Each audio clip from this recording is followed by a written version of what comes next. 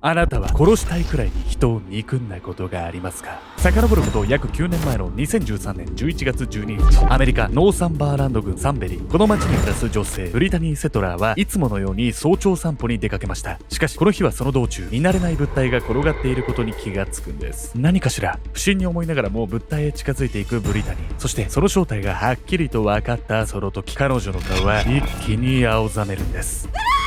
そこに転がっていたのは全身を20箇所以上も刺された男性の遺体。すぐそばには男性の持ち物と思われるスマホが転がっていました。警察は男性の通話履歴からすぐさま犯人を特定。犯人はなんとまだあどけなさの残る19歳の少女でした。彼女は取り調べを担当した警察に向かい淡々とした様子でこう話します。最初は13歳の時だった。それから20人以上殺したわ。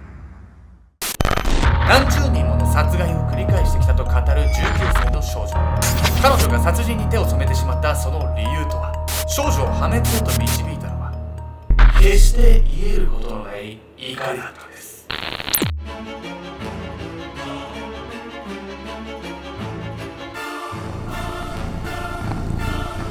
おそす、ディズニーシーでソアリンデートしたいって言って2年経ってるケンちゃんです。みんなの可愛いってコメントにいつもニャーニャーしちゃってます。レミアミコです。本日ご紹介するのはアメリカの19歳の少女が起こした殺人事件についてなんです。この事件注目されたのがですね、なんとこの犯人の少女13歳の頃から殺人を繰り返していたというんです。そんな年の子が一切バレずに19歳まで殺人続けられるもんなの？いや、ほんととんでもない事件なんですけれど、実はこの少女は自分なりの正義、信念を持って殺人を犯していたんです。一体少女はどんな事情を抱えていたのか、まずは事件発覚のシーンから見ていきたいと思います。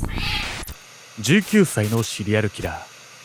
遡ること約9年前の2013年11月12日、舞台はアメリカノーサンバーランド郡サンベリー。いつもは穏やかなはずの住宅街にこの日は物々しい空気が流れていました。日課の散歩に出かけていた近隣住民が血まみれの遺体を発見したんです。殺害されたのはトロイ・フェラーラ42歳の男性でした。そして警察は現場に落ちていたスマホの通話履歴からすぐに容疑者を特定します。死亡推定時刻の少し前に被害者はある人物と通話していたんです。その人物とはミランダ・バーバー。3週間前に結婚したばかりの19歳の少女でした。情報をつかんだ警察は早速ミランダの自宅へ事情聴取に向かいます。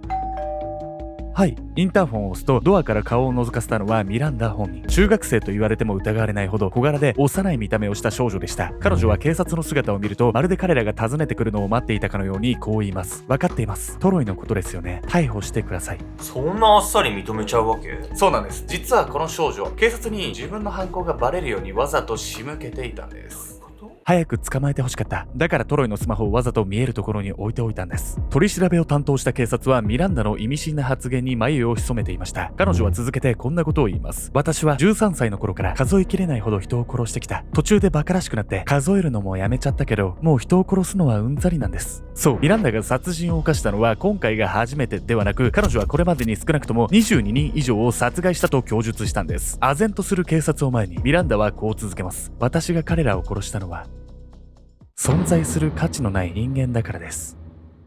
ミランダなりの正義があるとか言ってたけどさ、殺人マジで正しいみたいな言い草じゃないの？少なくともね、その犯人のミランダにとってはそうだったみたいですね。そして、ある意味粛清じゃないですけど、その対象となったのは最後のね、トロイも結局ミランダにとって今まで殺してきた人たち、存在する価値のない人間だと本気で信じていたようなんです。2013年11月12日、ノーサンバーランド郡サンベリーの夜道を1台の車が走っていた。運転席にはミランダ、助手席にはトロイ。二人きりの車内はどこかぎこちない空気に包まれていた。出会い系サイトで知り合った二人はこの日が初対面だったのだ。そうやってしばらく走った後、人気のない通りに差し掛かったところでミランダは何も言わずに車を止める。どうかした？ミランダの顔を不思議そうに覗き込むトロイ。するとミランダは神妙な面持ちでこんな話を切り出した。実は私、隠していたことがあって、19歳って言ってたけど、本当は16なの。ミランダの言葉にトロイはふっと表情を和らげる。なんだ、そんなことか、構わないよ。そう言うとトロイはミランダの太ももへ手を伸ばした。ミランダは表情一つ変えずにつぶやく。今夜は星が綺麗ね。にやりと口角を上げ、ミランダに覆いかぶさろうとするトロイ。すると次の瞬間、突然首を絞められ、苦しそうにもがき始めるトロイ。彼の首元には後部座席から電気のコードが伸ばされ、後ろへ向かって力いっぱい引っ張られていた。どうして？声にもならない声で訴えかけるトロイを尻目に、ミランダは運転席のサイドポケットからナイフを取り出す。やめろ！トロイは必死に助けを求めるが、ミランダは意にも返さない。そして彼女はトロイに何度もナイフを突き刺した。ミランダとトロイが乗っていた車の後部座席にはミランダの夫エリットが潜んでいました。彼はミランダの犯行に協力したことについて次のように語ります。ミランダが悪人を裁く話を聞いて、俺も人を殺してみたくなったんだ。そう、悪人とはよく言ったもので、ミランダの殺人のターゲットは平気で未成年との淫行をするような男に限られていたんです。ミランダは出会い系サイトを通じて男性とやり取りを進め、実際の場面に際した時に実は未成年であると明かします。それでもなお関係を持とうとした場合にその男を殺していたというんです。ミランダの言う存在する価値のない人間とは彼らのような性犯罪者のことでした。男が悪いのはもっともなんだけどさ、そういうのは警察に任せてほしかったわ。いくらなんでもそれを正義とはちょっ下いわね。全くもってね、おっしゃる通りではあるんですけれども、ミランダがね、なぜ自分の手で罪を犯してまで罰をね、下そうとしたのか。実はその理由にはミランダの幼少期まで遡る必要があるんです。繰り返される愚行。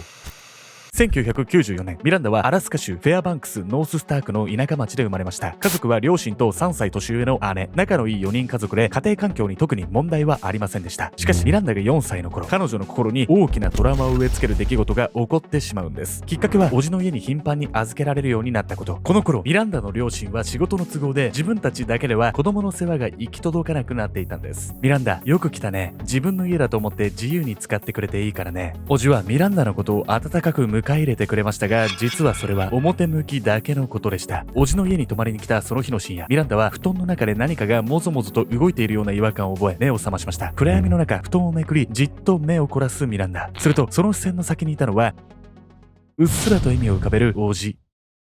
叔父はミランダに向かってこう言いました。いいかい、今からすることは私とミランダ2人だけの秘密だよ。気持ち悪い、本当に。おじさんにこんなことされたらさ、家族にも言いにくいわよ。ほんと気持ち悪いなっていう一点ですよね。そしてね、たとえ罰がね、下ることになっても簡単には解決しないのが性犯罪の非常に厄介なところなんです。叔父からミランダへの性的暴行は1年にわたって続きました。しかしその後、結局犯行は明るみになり、逮捕された叔父には10年の懲役刑が下されます。ところが、叔父はわずか6年で仮釈放を認められ出所。10歳を迎えていたミランダは司法のこの判断に強く疑念を抱きます。私の苦しみはちっとも癒えてないのに。そしてこの4年後、ミランダの疑念をより根深いものにする出来事が起こってしまうんです。なんと出所していた叔父が児童ポルノを配信した罪で再逮捕されてしまうんです。全然反省してないじゃないのよ。実はね、ミランダのね、叔父のような性犯罪者っていうのは非常に再犯率が高いんです。というわけで本日のメトラーキーワード、ペドフィリアについて。ペドフィリアとは幼い子供に興奮を覚える性的趣向のこと。小児性愛障害とも呼ばれます。原因は明らかになっていないんですが、児童ポルノに触れた経験をきっかけに子供を性的対象とみなすような認知の歪みが生じると考えられているんです。ペドフィリアを原因に性犯罪に発展するケースは親族や学校の教師、クラブのコーチなど被害者を従わせやすい立場を利用したものがほとんど。性犯罪の中でも再犯が多く、法務省の調査によると前科が2回以上ある場合の再犯率はなんと 84.6% にもなるんです。このようにペドフィリアは治療が難しい点でも問題視されている障害なんです。おじさんは逮捕されても何も変わらなかった。なら法律なんて何の意味もないじゃない。トラウマを抱えたミランダを嘲笑うかのように再犯を繰り返す王子。その怒りはミランダの心を蝕み、塞ぎ込んだ彼女は学校にも行かず自室に閉じこもるようになっていきました。そしてミランダはこの頃、ある出来事をきっかけに自分の中に明らかな異変が起きていることに気がつくんです。ある日の朝、ミランダはひどくうなされて目を覚ましました。同時にベッドを抜け出すと、部屋の隅に置かれた鳥かごの前へ駆け寄るミランダ。ヘンリー、無事でよかった。ヘンリーというのはミランダが可愛がっているペットの小鳥。この頃彼女はなぜかヘンリーを自らの手で殺めてしまうという恐ろしい夢を繰り返し見るようになっていたんです。この夢にもその暴行された過去みたいなことが関係してるってこと？その可能性もね、あるんです。そしてこれが夢だけで終わってればまだ良かったんです。ヘンリーを殺す夢を見るようになってしばらく経った頃、ミランダはその日もいつもと同じように悪夢にうなされて目を覚ましました。ヘンリー、慌てて鳥かごへ駆け寄るミランダ。いつもならミランダの声に反応したヘンリーが巣箱から顔を覗かせるんですが、この日は違っていました。ミランダが巣箱を覗き込むと、そこではヘンリーが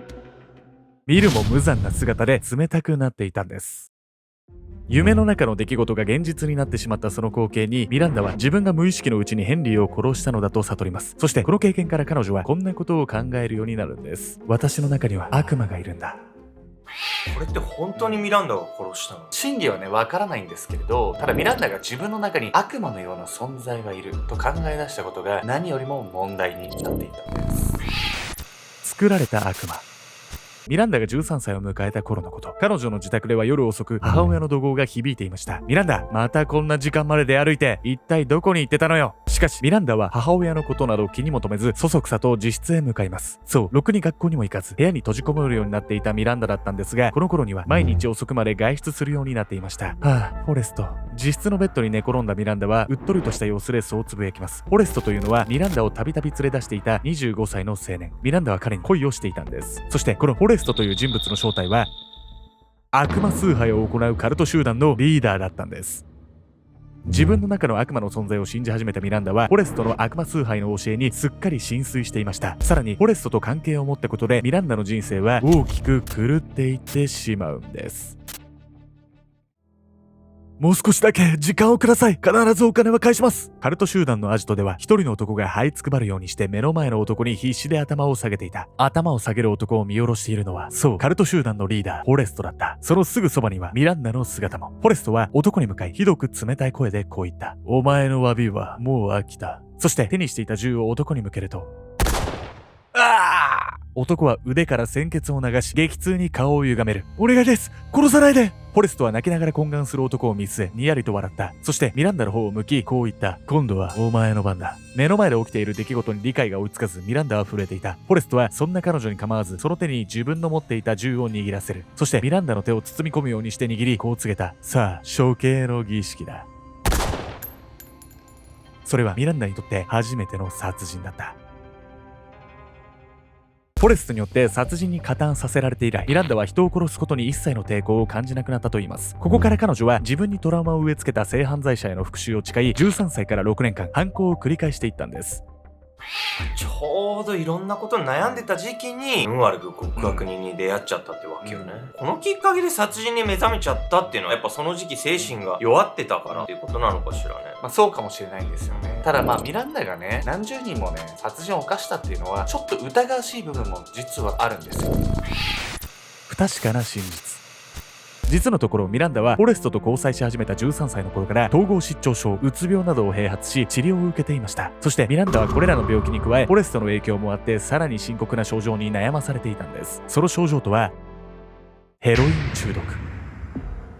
苦しい。ママ、お願い。あれをちょうだい。このままだと私死んじゃう。ヘロインの離脱症状に襲われ床を転げ回るミランダ。フォレストと付き合うようになってしばらくした頃、ミランダはこのような重度のヘロイン中毒に苛まれるようになっていました。両親はやむを得ず彼女を自宅に監禁することにします。そしてこの状況からミランダの父親は次のように語っているんです。ずっと家族の監視下にあったミランダが何十人も殺人を犯したなんて私には信じられません。さらに FBI の捜査の結果、最後の被害者のトロイ以外にミランダが殺したと供述する被害者の遺体は一つも見つかりませんでした。彼女の周囲で失踪事件が起きたような形跡もなく、殺人を繰り返したというミランダの話については虚偽の可能性が指摘されているんです。じゃあ何よな、ミランダが連続殺人犯を演じてたってこと？その可能性もね、あるんです。ただね、遺体が見つからないからといって連続殺人犯じゃないともまだ言い切れないところではあるんですけれども、裁判においてミランダはトロイの殺害に関する有罪答弁を行いました。有罪答弁とは被告人の自白をもってそれ以上の審理を経ずに判決が下される制度のこと。自ら犯行を認めることで刑の減免にもつながるんです。何より有罪答弁をすればそれ以上その事件に対する捜査は行われません。よってミランダの連続殺人が本当なのか作り話なのかは結局分からずじまいなんです。なんだそれ。最終的にミランダに下された判決は仮釈放なしの無期懲役。裁判長は彼女の犯した罪に対し静かにこう語ったと言います。彼女は社会から永久に排除されなければならない。世にはびこる卑劣な男たちに鉄槌を下していたと語るミランダ。それが真実かどうかは定かではないんですが、彼女を変えてしまったものが心ない性犯罪であることは紛れもない事実なんです。人一人の人生をたやすく狂わせてしまう愚かなその行為が少しでも撲滅されていくよう心から願います。